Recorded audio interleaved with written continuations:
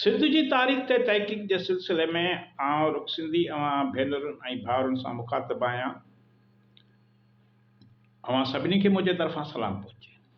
अॼु पाण सिंध जे औरत फ़नकाराउनि में हिकु अहम किरदारु अमीरा बेगम बाबति ॻाल्हि ॿोल कंदासीं। अमीरा बेगम जेका सिंध जे सिंधी शहरनि जी राणी बि करार ॾिनी वेंदी आहे। हर घर में संदसि आवाज़ु गूंजंदो आहे, ख़ासि करे शादीअ जे मौक़े ते हर घर में अमीरा बेगम जो आवाज़ु अव्हांखे ज़रूरु ॿुधण में ईंदो।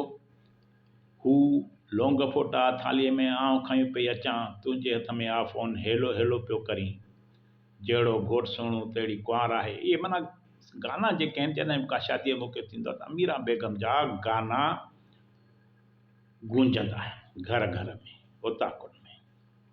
अमीरा बेगम केरु हुई?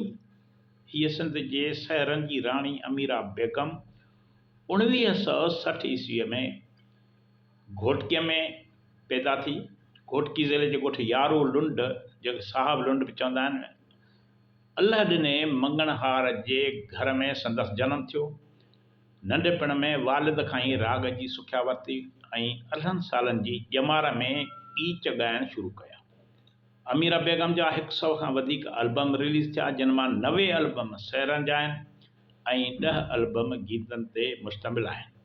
अमीरा बेगम जा ॻायल लौंग फोटा थालीअ में आउं खयूं पई अचां, तुंहिंजे हथ में आ फ़ोन, हेलो हेलो पियो करीं, जहिड़ो घोट सुहिणो तहिड़ी कुंवार आहे, तुंहिंजी वाच तुंहिंजी मुंडी।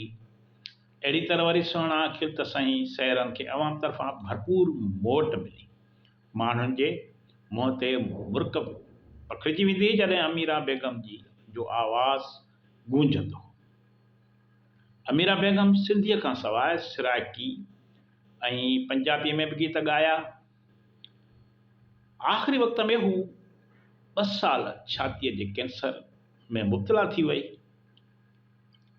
कैंसर सां छेड़ो जोटींदे नेठि 8 जून 2012 ते सिंध खां हमेशह लाइ विछड़ी वई। खेसि 4 पुट ऐं 2 नियाणियुनि जो औलादु थियो।